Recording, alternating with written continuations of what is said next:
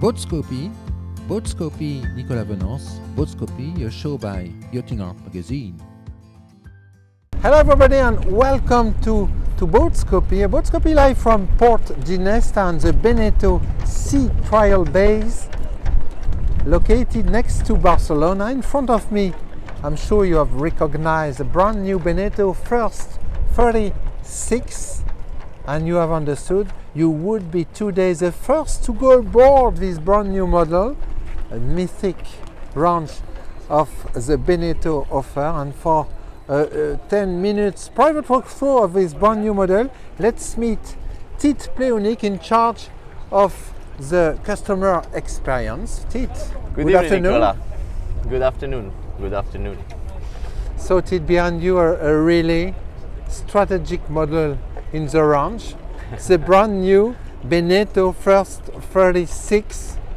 Wow, a very specific racer cruiser.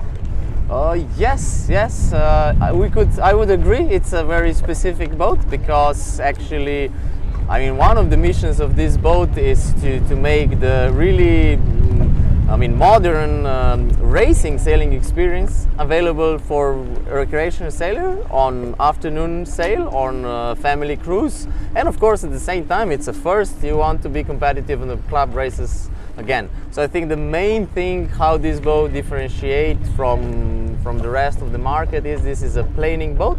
Yeah. We will go in details later because there are things to say how and why this is a planing boat. But yeah, very different from traditional performance cruisers, which are mostly displacement boats. Yeah, it's a planing boat from 12 knots wind.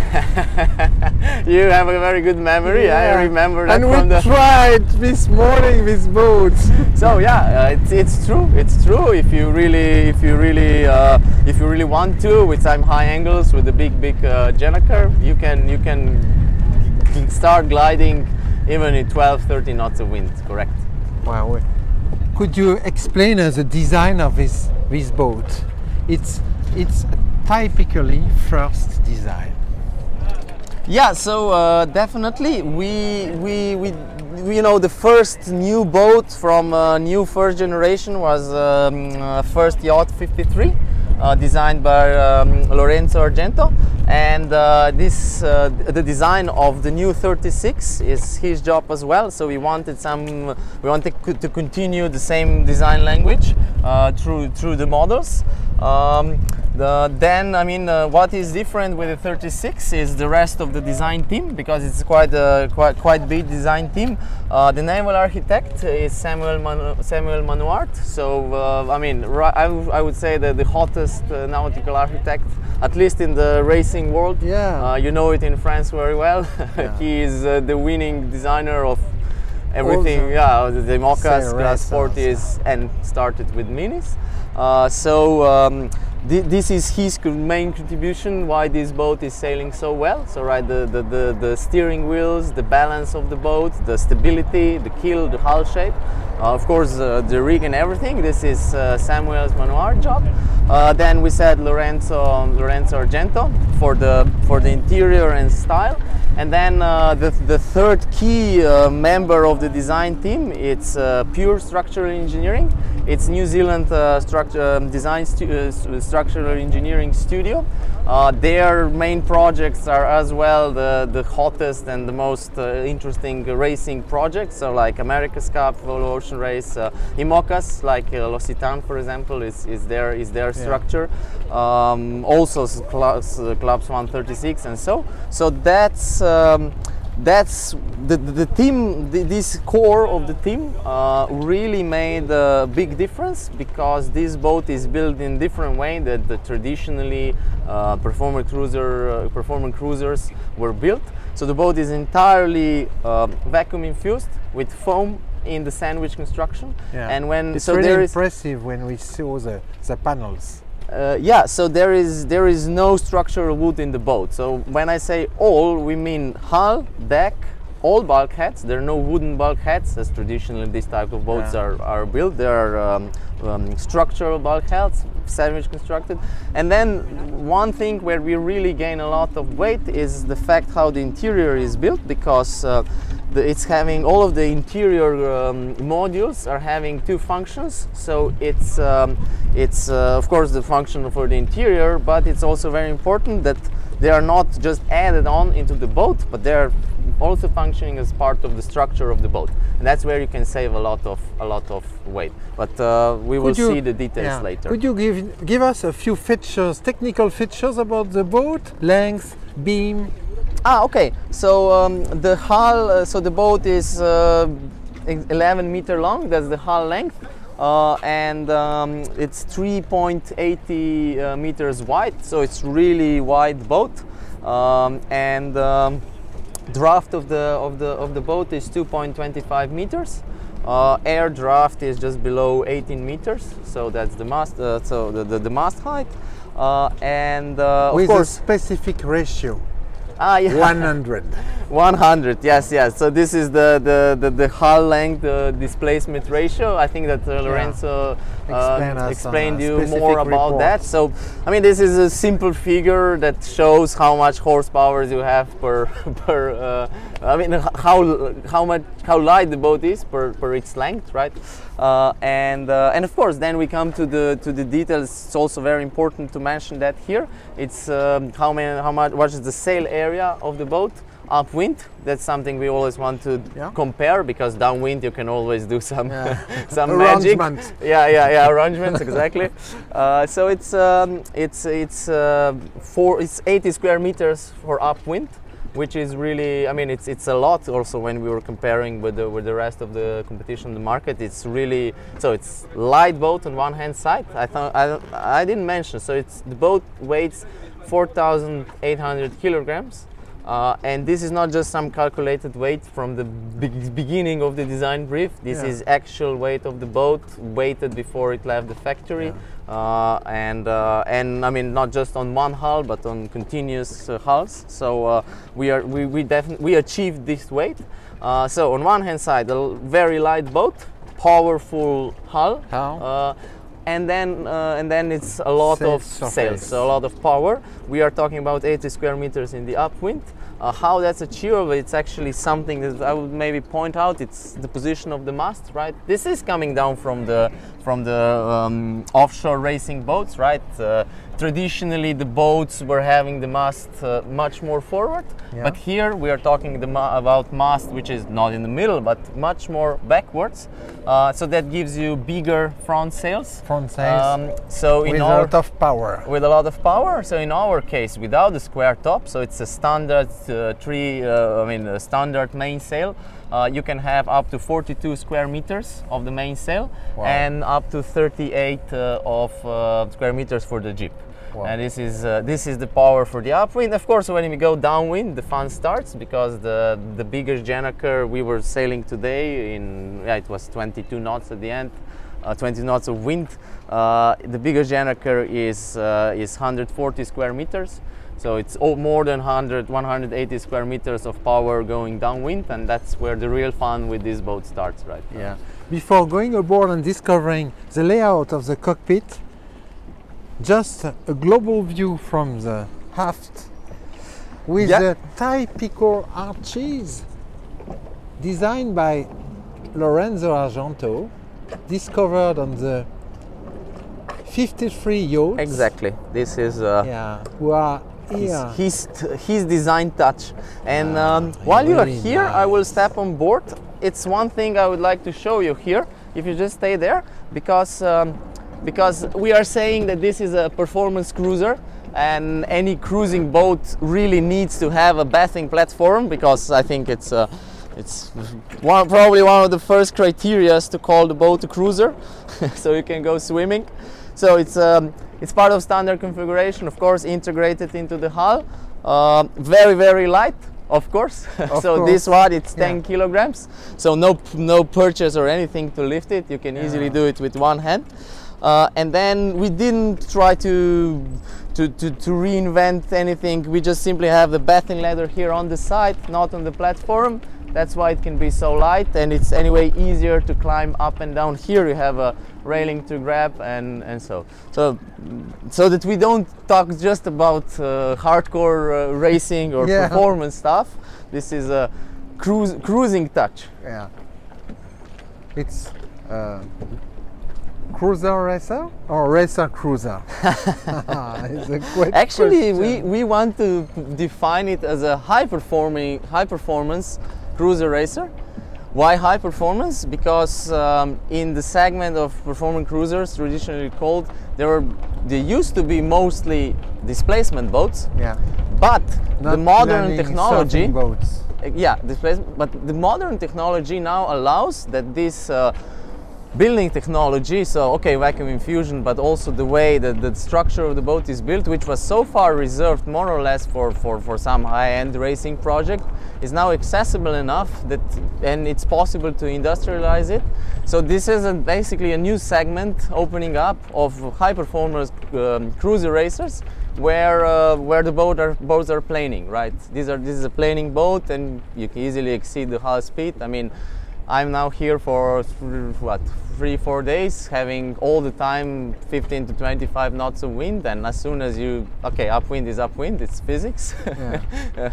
It's a hull speed, but even in the upwind the boat can easily reach up to 7.6 knots in the right breeze. But I mean, as soon as you turn downwind, it's 10, 12. Yeah. I mean, the record from Jan Maslow, I think he has the record for the last 4 days. It's 17.6 knots, and we did calibrate the instruments. Okay, it's not okay. It's important, the good calibration of instrument. So I go aboard. So can you explain to our viewers how you decided to organize a cockpit? Because it's dedicated to regattas, but it can be dedicated to a family too.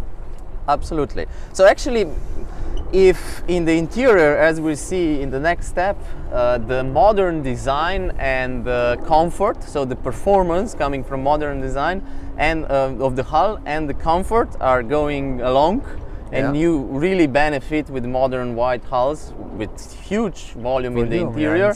The cockpit is the most tricky one, because you want to welcome on the same place. You need to address, let's say, 3 main modes, right? It's racing with the full team, because the boat is performing. So let's say this, it's need to addressing this club racing, with the full team. It needs to work in cruising, so it needs to be comfortable enough in cruising, and at the same time, we believe that, I mean, modern boats also needs to be short-handed friendly. Because just simply, when I say short-handed, I don't mean racing, right? You can go double-handed racing, okay, but if you go with your family, it's double-handed best case. And if you go as a couple, it's double-handed, right? So that we really wanted to make sure the boat is friendly for double-handed sailing as well. So how this ended up, if we go, okay, this front part, it's pretty standard, nothing special. But for the cruising setup, you can see it here in the anti-skid. We don't have these boxes here right now, but this is how you put in the boxes. It takes a minute per box, because it's very simply it's a plug system. It's a plug system. Yeah, you just lock it there, you put it in, and that's it. You gain extra storage in there, because it's having a hatch opening from the top. That's where you keep the ropes, and you gain some extra storage for cruising. And of course, then you get very decent benches where you can easily sleep and chill while cruising. And today we are in a race configuration. Yes, today we are. But not really, because there is a table, and in race there configuration, is a table, exactly. We wouldn't have any table. No, in racing setup, we would definitely remove this table. I mean, I would, because that enables you all the cross shittings and stuff. But we kept it for these trials here, because one thing is to show it, but mainly it's also very practical grab rail. And we are having we were having 20 knots of wind outside, and it's huge swell from the bad weather yesterday.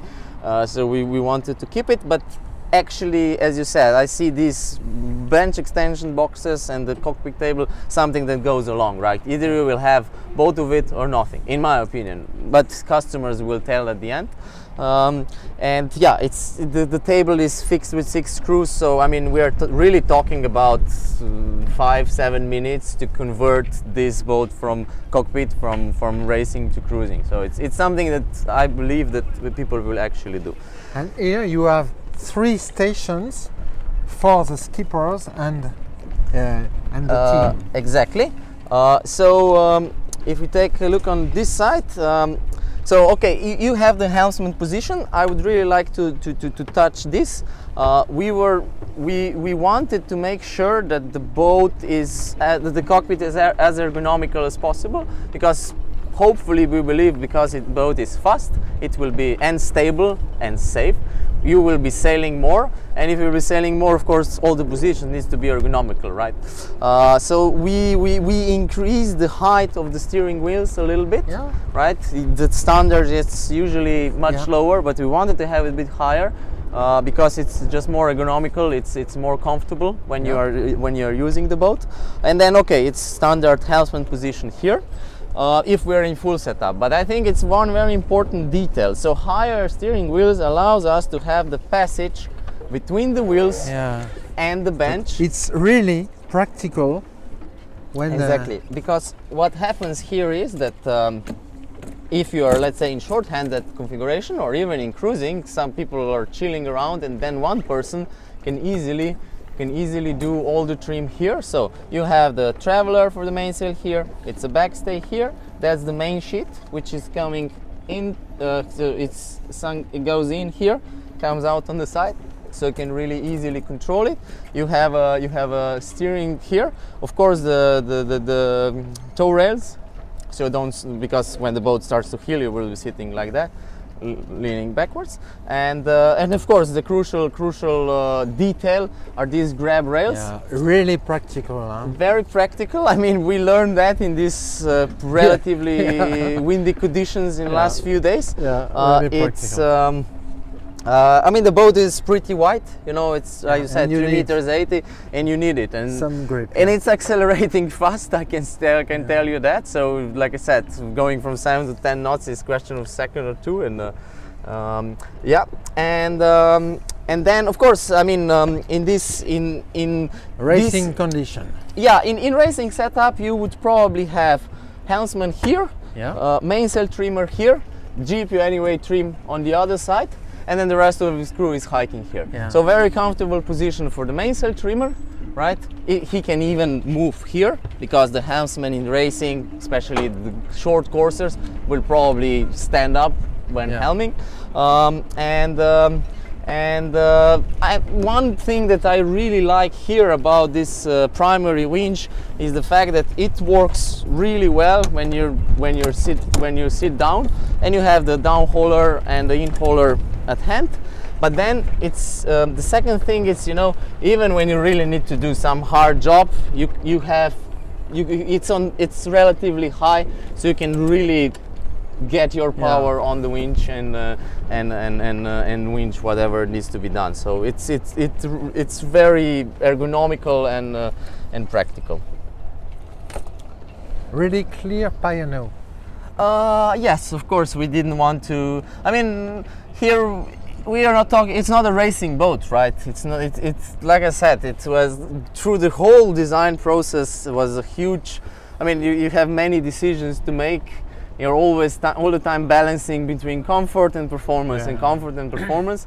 And yeah, if we believe and we are sure that we hit the spot with this boat, because performance, I think it's something that owners will definitely, I mean, see by themselves on the water and admire. But from what we saw on the water so far, it's really fun boat to sail.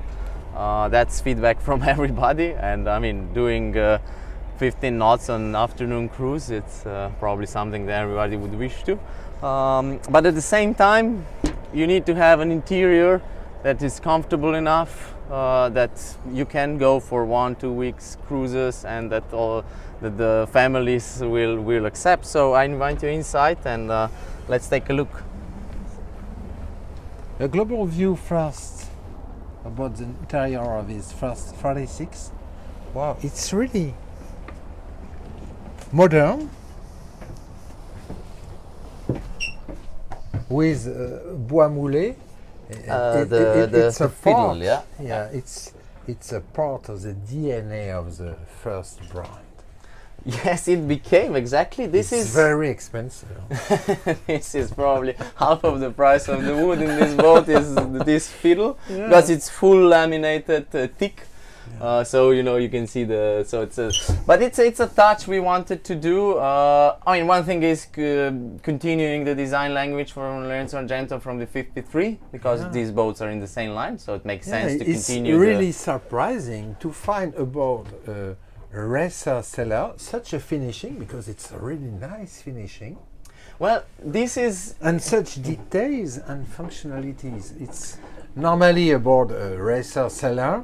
You are racer and comfort and finishing from for the interior is not the key element. And when we discover this boat, what is surprising, it's a racer. Yeah, of course, we understood and seen all the functionalities, but in the interior, wow, it's surprising. Thank you. It was the goal to achieve exactly what you said. So. If we said before that the entire boat is GRP, so all the bulkheads, this is all vacuum infused, right?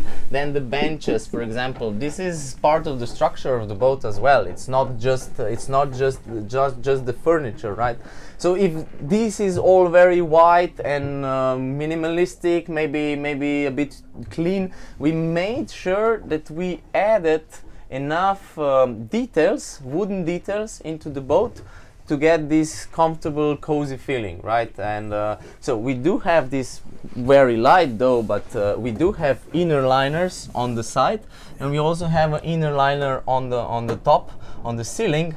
But of course, I mean, it's a difference how this is made, right? For example, 1/2 of the inner liner in the cockpit weighs 12.5 kilograms, right? Wow. So it's basically nothing to get this finish, right? And then of course it's the wood. We wanted to have wooden doors, we wanted to have wooden table, and then it's this fiddle which goes all along the boat from the bow all along here to the kitchen. Look at this style detail. Wow, it's really amazing.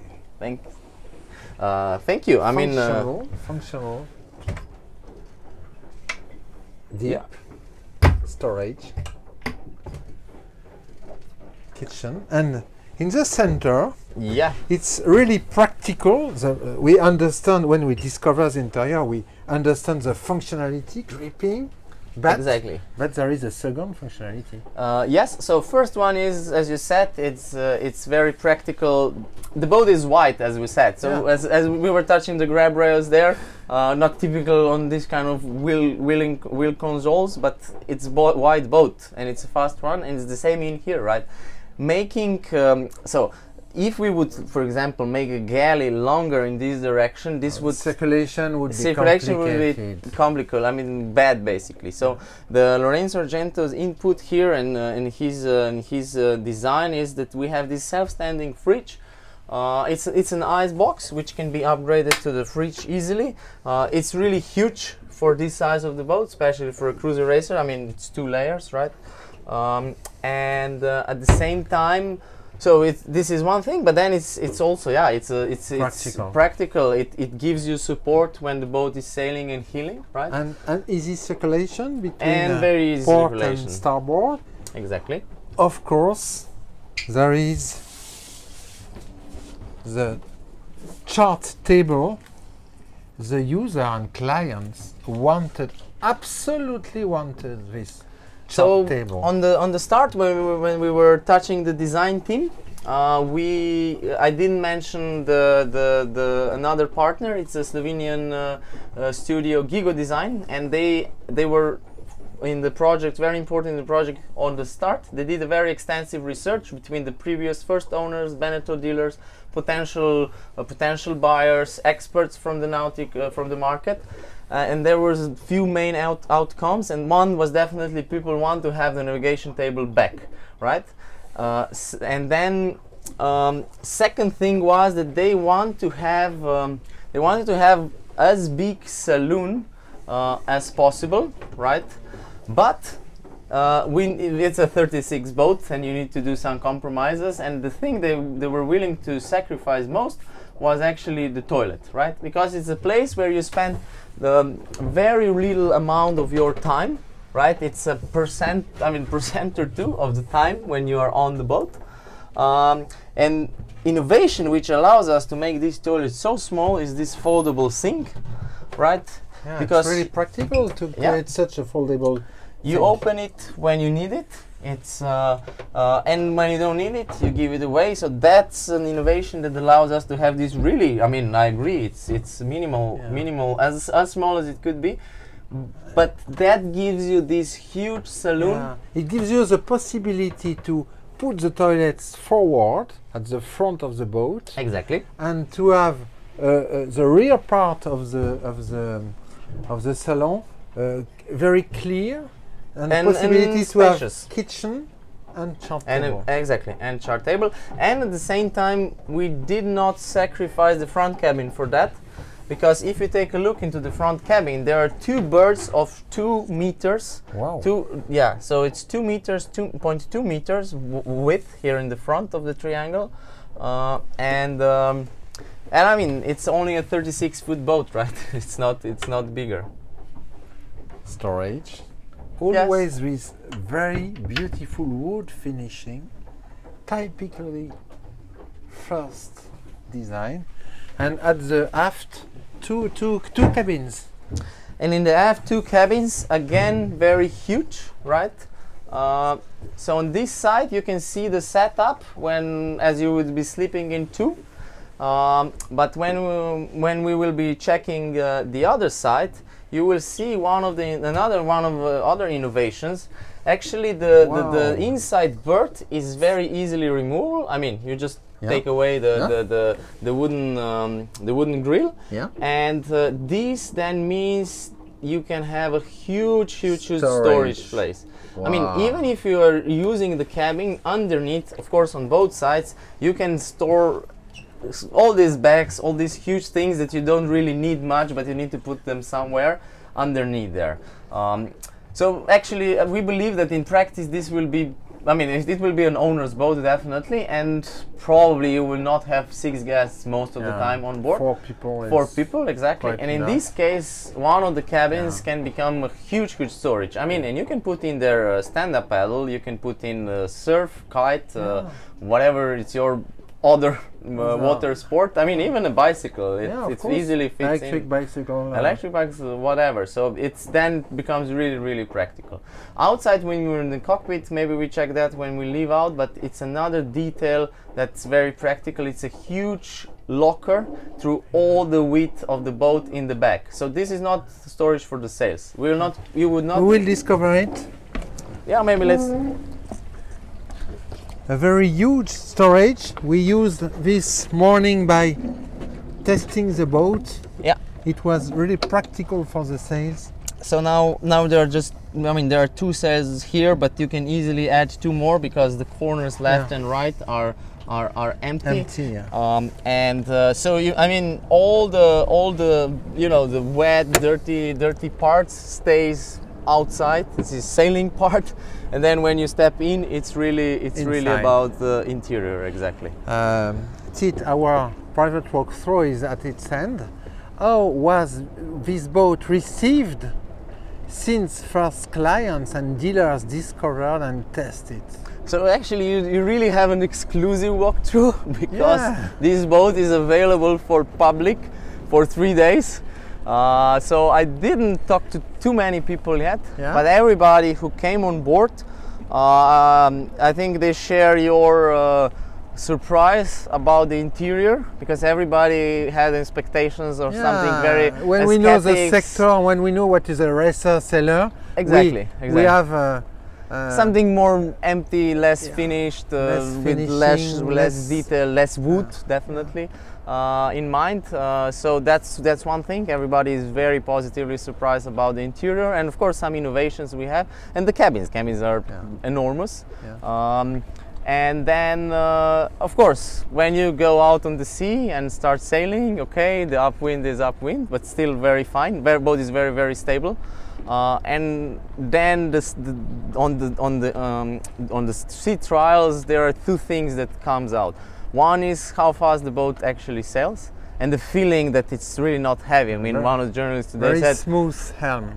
Yeah, and that's the second one. The second one is very, very, very well balanced steering system, right? So even if you're reaching and heeling a bit more, and so with a lot of load on the sails and 20 knots of wind, you can steer with 2 fingers and you're not fighting with it. Then even if you broach, because of course in 25 knots of wind and people changing on the helm and doing 12, 14 knots, we broached 1 or 2 times. You came out of a broach like very, very easily. This all goes thanks to the twin steering system, twin rudder blades, which I must say are designed in exactly the same way as class 40 rudder blades. So it's CNC cut central foam, and then you have 3 layers of fibers which you put on, and actually the trailing edge of the rudder blade, it's a millimeter, so it's really, really precise. So very, very soon start to hear the vibrations. It's like even if you don't look on the speed, and even if it's wrong, you hear that you are going fast above 12 knots or so. So yeah, it's speed and the control, and I think that I would finish with that. People are sometimes afraid of speed because from displacement boats, speed is not fun after a certain point because you're losing controls. Boat starts to roll and things like that, right? So here you have a lot of speed, but even more control. What's the price of the boat? So the starting price of the boat is 198,000 euros. And this is basically ready to sail boat without sails. I mean, toilet, galley, that's all in the interior, of course. So it's not too many options you can add on. One thing is that we believe that, I mean, standard boat needs to be a standard boat. There's a minimum which you need, right? And second thing is that it's still just 36 feet boat, so there are no very heavy or like air conditioning or water maker options like that, because we also wanted to make sure that the owners don't overload the boat, because the main promise of this boat is to have fun on the water while you are sailing. Having too many options would just, you know, give too much weight on the boat, and you are fighting through the whole design process, and at the same time, I mean, even paying for the way how the boat is built, and then you would just stuff on extra options. So no, we wanted to simplify it, right? And I mean, regarding the price, I must say that I know as an absolute number, this seems a lot, but the situation on the market is just simply changed a lot in last year, and this boat is having completely competitive price, so it's completely competitive with all the competition we are comparing with. So it's few percents off or on. And you're getting the boat which is performing better, and as you said, the interior is very voluminous, and the finish, obviously you like it, so we believe it's a very good option. Thank you very much, Tit. You're very welcome.